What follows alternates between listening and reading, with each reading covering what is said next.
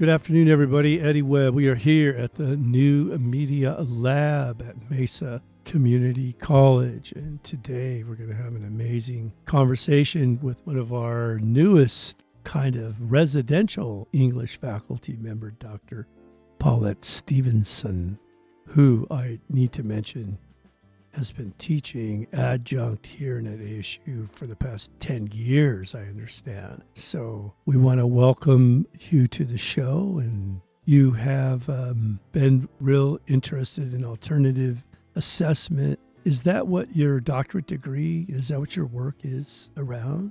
No, it's not. But I did my doctorate as a full-time teacher as well.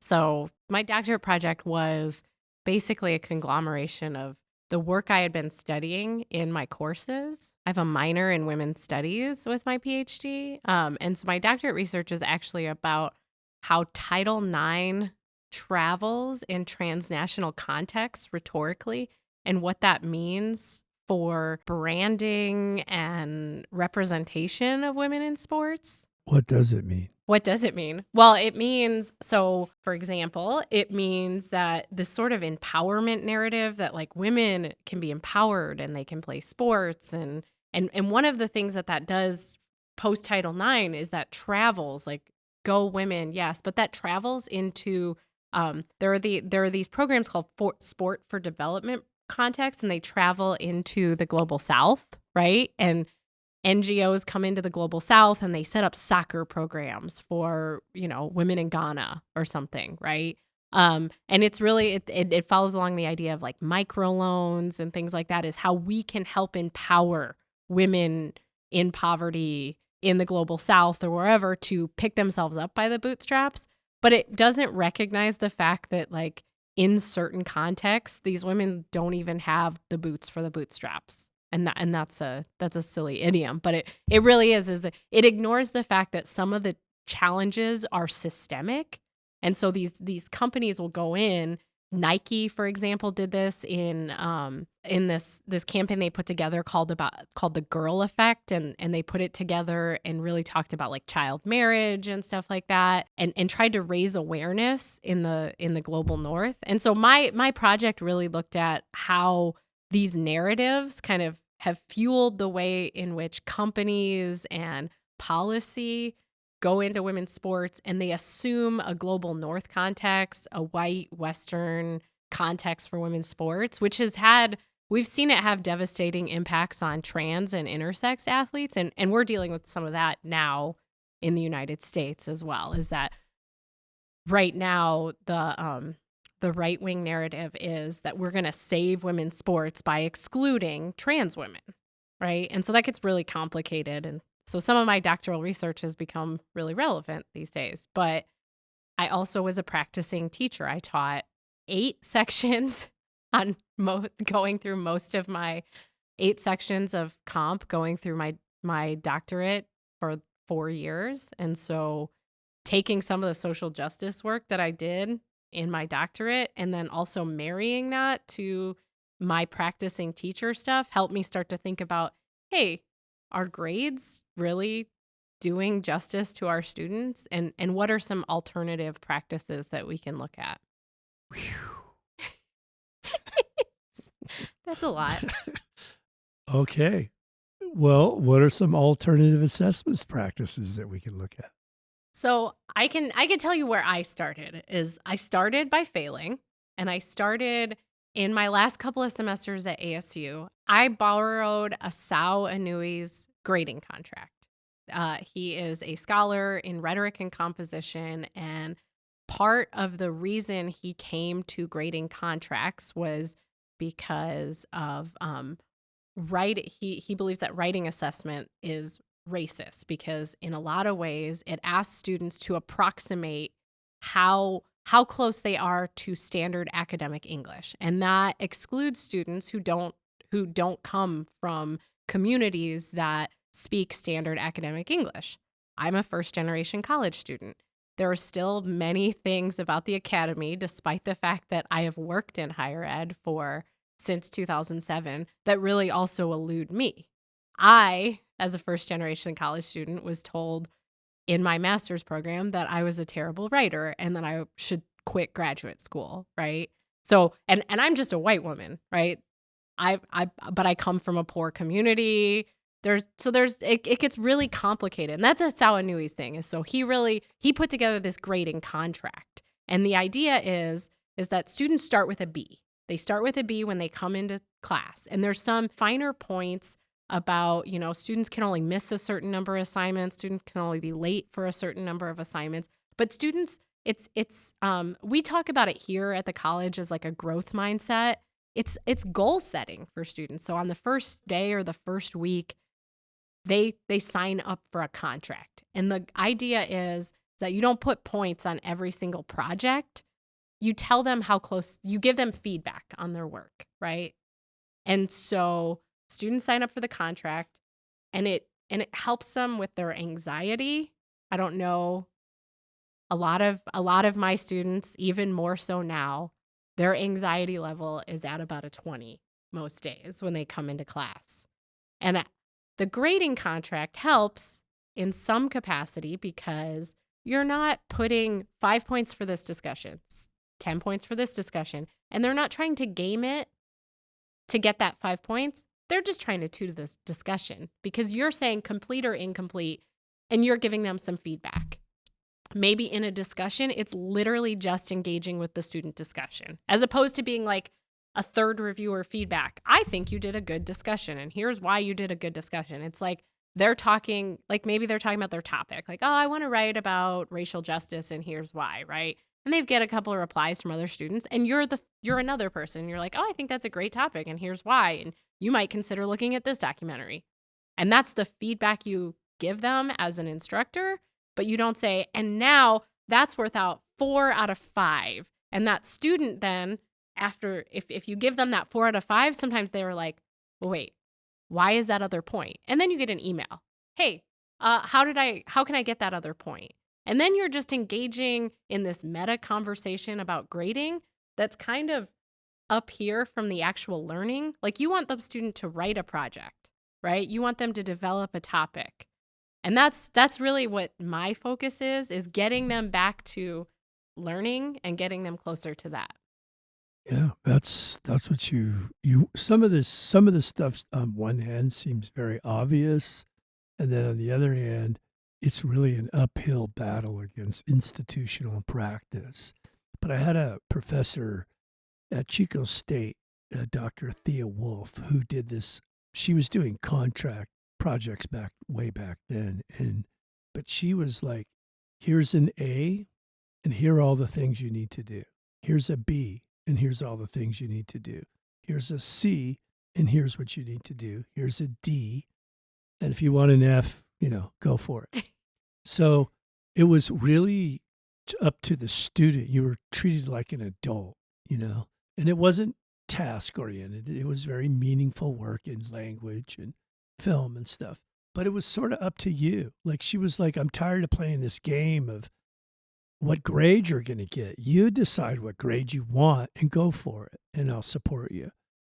And I always thought that was really cool. And then Dr. Lynn Nelson at ASU, he was one of the guys that went first around writing and being and language as a sacred form of being human and all that stuff.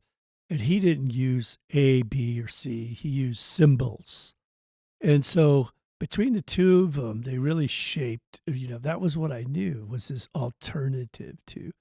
And I think just naturally from what I've seen around the alternative assessment, I've just naturally sort of developed that sort of project partnership with students. I do need a rubric. We do have accountability. We do have a contract as faculty. And so I think the biggest shift in this assessment model is you really are you're respecting the student, right? To, do the work as an adult. Like they're engaged with you as a partner. It's not me deciding. I never did understand that. Me deciding, is this a good piece of work or not, right? Well, and Or Alfie Kohn yeah, talks about that as allowing students to participate in the grading yeah, process, right? Like it's inviting them into the process because in so many ways we've been shut out. Like you get that you're just waiting and you hope it's a good grade. Like yeah. being a student on the other end is terrifying. And if you've I think all of us if you don't want to consider alternative assessment, you should at least ask your students about the experiences they've had being graded and at least deeply listen to them. I spent the pandemic doing that because I started piloting this at MCC in my second semester here, which was the pandemic semester, and that had its own challenges just because it was the pandemic semester, but I dove in head first after that, and one of the things that I tweaked was starting the semester with a more purposeful conversation about grading and grading practices and their experiences with it, and I gotta tell you, that first week really listening to them and their grading experiences, you you hear a lot, and it's like it's the closest I've heard them talk about trauma. Like a lot of students have like it's like one experience or it's the way that their culture or their household talked about grades. It's a parent who punished them for getting a bad grade. It's a teacher who didn't listen to them. It's a project they worked so hard on and got a C on and it becomes like this demotivating factor. So in a lot of ways, like the thing that's fueled my practice is I know the research and I've listened to the scholars and the thing that's fueled my practice even more is listening to the students. That is, to me, I'm not trying to plug a book here, but I just finished a book called A Place of Belonging. And listening to your students and being partners with your student in the learning process that's for me the transition from being a teacher to an educator. Yeah. And I think that's the sign of a mature teacher because whether you're aware of this dynamic of assessment, alternative assessment, or you think you're doing you're involved either way. You're either feeling the frustration from the students and you're having that experience of trying to be the sage in the classroom, or you're actually being an educator and being a partner with your students in the learning process. Yeah. As I've learned, I used to like peer review stuff. I learned that students are way harder on each other than I would ever be, because yeah, I want people to learn. And then there's this capacity to try to measure. Like this was always my thing. Like I'm not kidding when I say in high school I did really well from like first grade to eighth grade. And then high school I just got caught up in sports and trouble and I didn't understand. I just didn't get it. I Yeah. was trying to survive, you know. And then later when I came back to school and I wanted to learn, there's this sense of how do you know, let's say you know this much about a subject. That's where you start and you learned this much. But somebody that is in the room already knew this much and learned this much. You know what I mean? Yeah. It's like, how do you truly evaluate who learned more? Well, and in a writing Yeah. like I teach writing and humanities and like in those two classes, it's not that it's impossible to measure. It's that especially in writing, the research bears out that transfer, right, is a super complicated mental process that sometimes we can't capture student transfer in our 16-week or our 8-week or anything, right? Is that our students will hear everything and the brain is like trying to make connections because none of our writers that come into our first year writing classes, it's not that they've never written before and this is the first time they're writing words, right? It's that they have old writing ideas. You're giving them new writing ideas. For some of them, it's the same writing ideas and they're just giving an opportunity to practice more. So they're all coming in with That's different right. spots, right? And then on top of that, they're mixing old and new material and who knows if they can do what you need them to do in a manner that gets them the grade that they want in 16 weeks. And this is where educators begin, I wrote on our notes here, to build a culture inside of their own classrooms.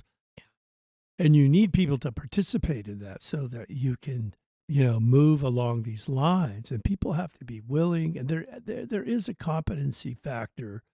Like people do have to be producing work. Yeah. And I'm looking at these days, and that you're kind of hedging into this area now of neurodiversity.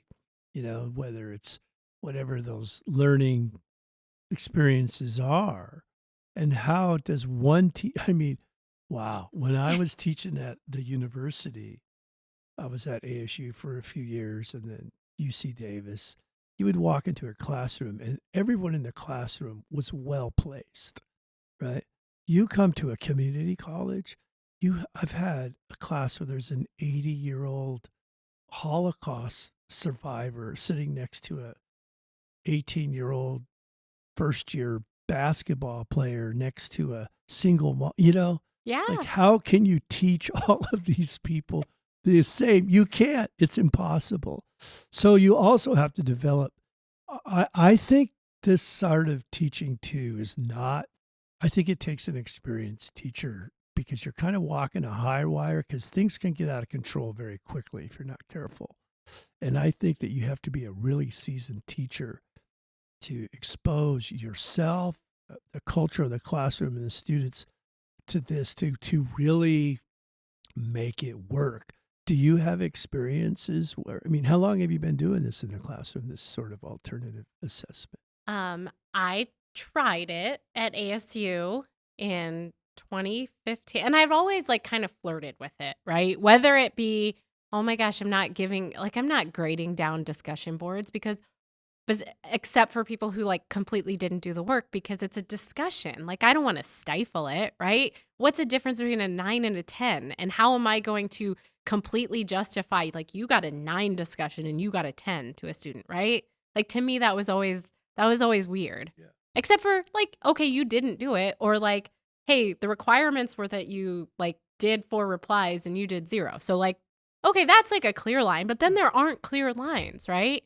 Because discussions are circuitous. Like sometimes someone talks off topic. Should I give them less points because I don't know, they watched the film and they read the articles and they started talking about it, but then they got into their own experience with domestic violence. Like should I downgrade that? Yeah, that's what I'm saying. Right, This absolutely is not for the not. unexperienced teacher. But then, and so I piloted at ASU, and I thought it was really interesting that you said the ASU, like you taught at UC Davis and ASU, and they're well placed. At ASU, my students kind of revolted because they were like, traditional grading was working just fine for all of us. They were like, this contract stuff, this is taking up our time. Yeah. This is noise. Like, just give me the points, right? Yeah. And I do think, even though like the ASU student culture, like they're certainly, they don't serve the same population we do. As they do serve minority students and underprivileged students, but that's not their demographic. On the whole, their demographic are mainstream students, and they deal with people around the edges and whatever. But these are students in so this was also like a 302, which is writing for the professions. They're WP Carey students, and they were like, absolutely not. We do not like this. And they told me all that on my teaching evals, and Did you listen to them? I mean, I did, because I really, like, it's the other thing. Like, we should listen to students. And I was like, you know what? Maybe this isn't the student population. I revised it. I incorporated some things, but I didn't use a grading contract again at ASU because I didn't think that my students were there. And maybe I wasn't there too, right? Because maybe the grading contract that I used, there were like some weird rigid things about it that I've since revised. Yeah, you're working it out. Well, right, because like teaching is a practice. That's right. Right? I've never taught the same class the same way. So that's where I'm at. Sometimes from hour to hour, right? I just had that experience. It's like, the students do create the culture. Well, at ASU though, I don't know if you knew Dr. Gila Nelson, but I say they were well placed because I was teaching the rainbow sections, which was all American Indian students coming to ASU. So all my students were American Indian. So as a tribal member, I felt really really safe, and that was part of my culture. And yeah, so it and Lynn was already doing this sort of alternative way of assessing, because we all have this like that conversation, whether it's a 9 or a 10 or a B or an A. Right. What? Right. I remember I got a B. I was traumatized. I was like, why did I, who are you to tell me this is a B? I didn't understand it as a student, but And so what I'll yeah, tell you is what yeah, I did is I basically inserted some people might call it grade inflation. Grades weren't important to yeah, me as a teacher, right. right? Feedback has always been important to me as a teacher. And I know that some people who want to talk about oh, but is this fair? Is it are people learning stuff? I think there's always that question to undermine the ungrading thing, which I've heard some of the scholars I read talk about, well, when are the grading people going to justify that practice to us? Because we already know some of the research about how it harms students and it can become demotivating. And one of the other big things is, especially in classes that can take a creative angle, students will do a safe project in a graded environment because they don't want to fail, because they've had either That's bad right. experiences or I don't know, we're at a college where people pay for their classes on a credit card, right? Right. And we don't want and they're like, failing means interest and money and all sorts of stuff. And so creating the environment where students feel safe to do something risky is really important for me, because that's how you learn. Well, how do you feel taking risk like this when we have a accreditation contract? I mean, do you feel, are you supported in how you're, because to me the grade book is the most sacred book that a teacher has. It's yours, Yeah, and I right? keep it. That's the other thing too, is I have rigorous records to keep. I can tell you when my students were there and what work they didn't complete and what work they did, Yeah. and to what I can talk about the work that they did. I could have a narrative conversation with anyone who knocks on my door and says, "I need to talk to you about Josue." And I'll be like, "Okay, give me a couple minutes to gather my notes just like any other teacher, and I'll tell you about Josue." I just might not to be able to say, "Josue has 5 points here and 10 points here." I'll be like, "He came to class this day. His discussion here was about this. We're learning this in the class. And so I thought it was really interesting how he pulled this thing in. And then he wrote his paper about this. His draft, he didn't quite develop the paragraphs. But in his final, what I really appreciated about what Josue did and how it meets our learning outcomes is that he was able to revise X project in this way to meet the audience," right? But what I'm saying is, You know? so I know you're competent. I'm saying, do you feel supported? Because we have obligations within our syllabus Yeah. and all of that, and so you feel completely confident that you can move forward with alternative assessment learning.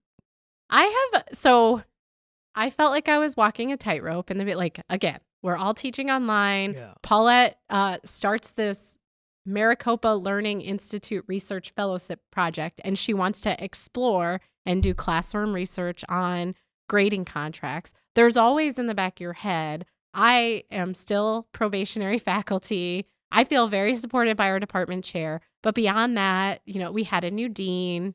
I've since met her. She's very wonderful, like her. But beyond that, I don't have a lot of institutional support, is what I guess I would say. Since going through the process, I've wanted to develop and build a culture and a conversation around campus about this. I actually don't I I don't have a great answer about how the HLC would see on grading. Yeah. I would need to look more into it, but I also would like to know that my administrators go to bat for something like this, and I think what would be really helpful is that our college culture builds a little bit more of a robust culture around assessment and conversations about assessment that aren't just, here's how to build rubrics in Canvas, Right. if that makes sense. Sure. Well, this has been something, if you ever had a chance to drop in on a podcast previously, this is the thing that I get into, is that although the university is really designed for research and to bring in a lot of money doing authentic and original research.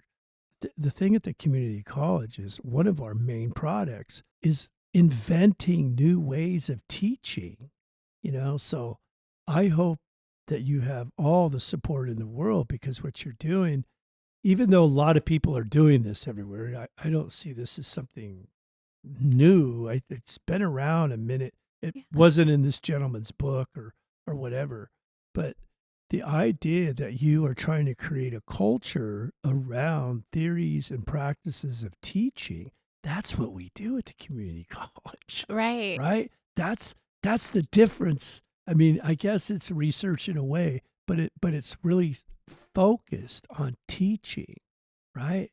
And so I hope, and it sounds like, you're getting a lot of support, but I just think every year we have this check off on the syllabi. And I don't know if it's about strategy of teaching, but is particular information, laid out in a linear way Yeah. and all that stuff. So we have all of that that's connected to our accreditation.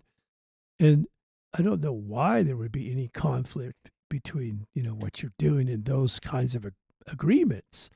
But I just wanted to know if you felt Well, obviously, I guess you do because you're leading this across the. and I don't know that I'm leading. One of my friends who teaches at ASU was using grading contracts, had one student complain, and now grading contracts were banned for the non-tenure See. faculty teaching writing. And Yeah. I don't want that to be a case. What Right. I will say is I'm going to talk to you a little bit about my research. Yeah.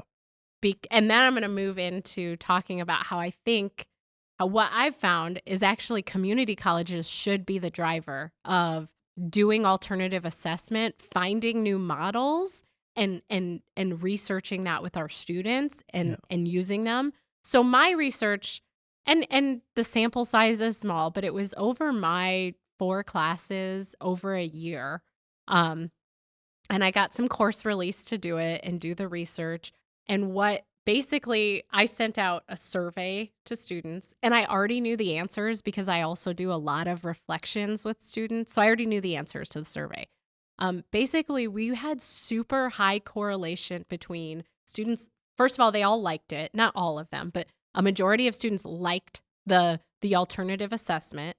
That correlated strongly with a lessening of student anxiety. By the end of the 16 or 18 weeks, most students will say that they actually never worried about my class and the grades. They just learned. They did that, like they worked and they did the work and they learned. The other marker was their ability to complete assignments. We all know that students, especially in writing classes, hit that big writing assignment and they just freeze because it's scary, right? And it's stress, it's anxiety, it's grading, it's doing the work. That students said that they were also more likely to complete the work in the class with alternative assessment. And so those things like really made me go, oh yeah, like I'm doing the right thing. And so from the fellowship, I wrote an article and it got a really hard reject from a top tier 2-year college English journal that I won't mention by name, but it was reject. Absolutely not. They said it's interesting, but I didn't do my review of literature needed some work, which to me is a revise and resubmit, but that's a whole academic publishing wasn't made for people like me.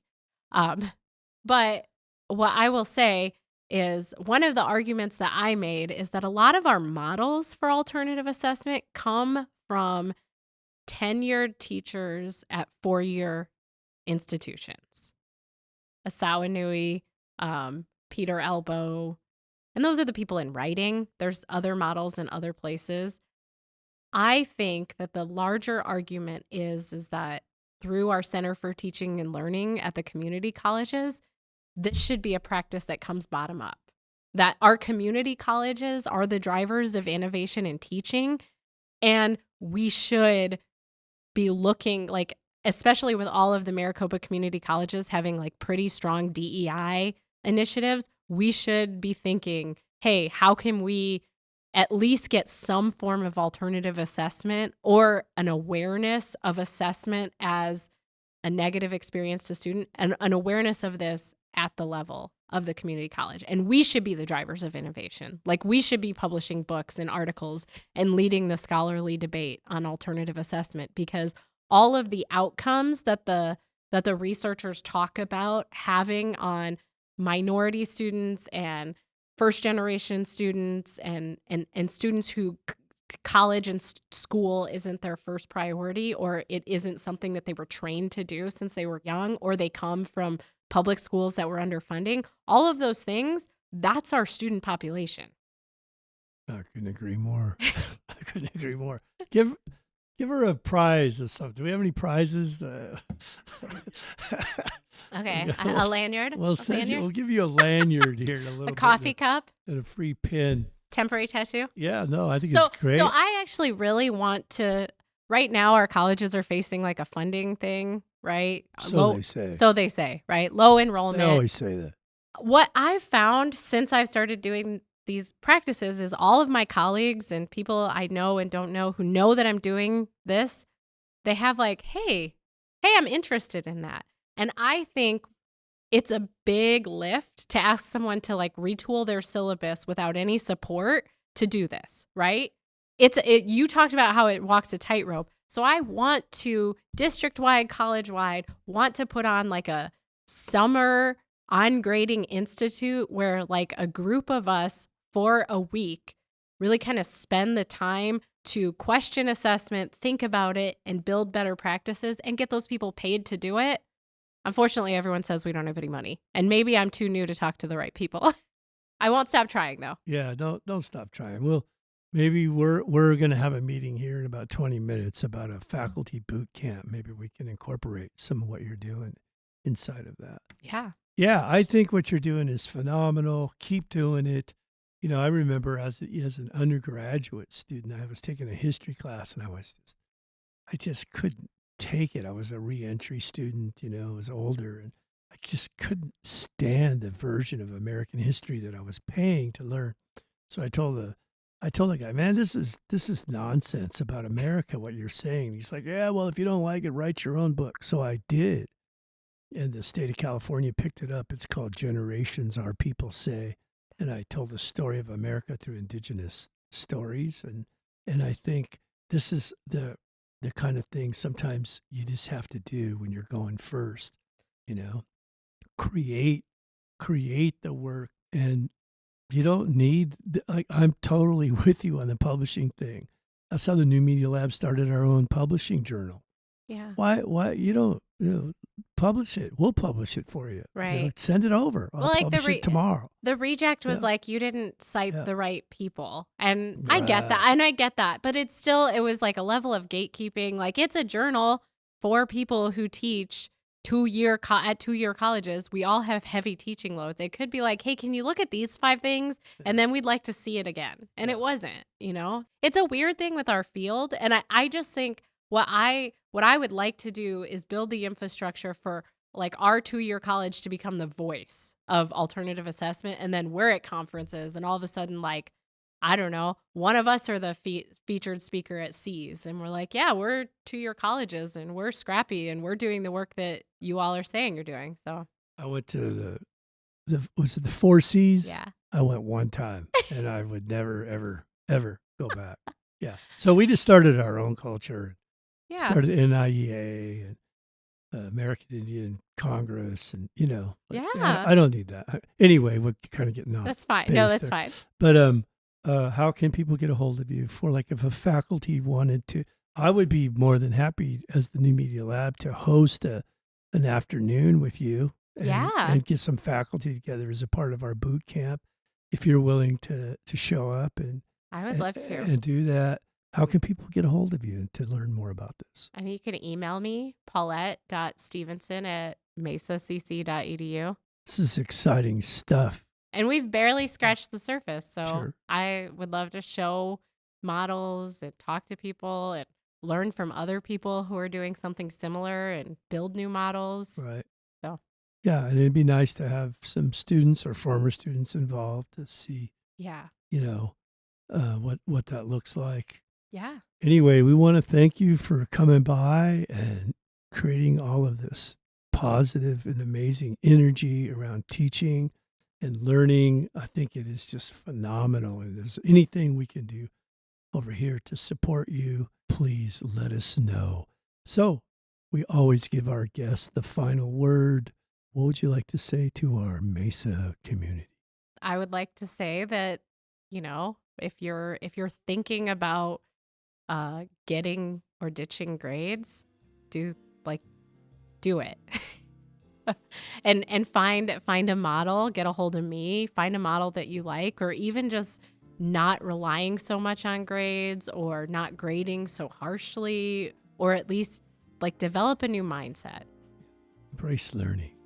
Well, thank you so much, Paulette. It's great to have you over. In my dad's language, they say, "Don't go ha'i hawa hawa." Take care of each other out there because we are all we have. We'll see you again.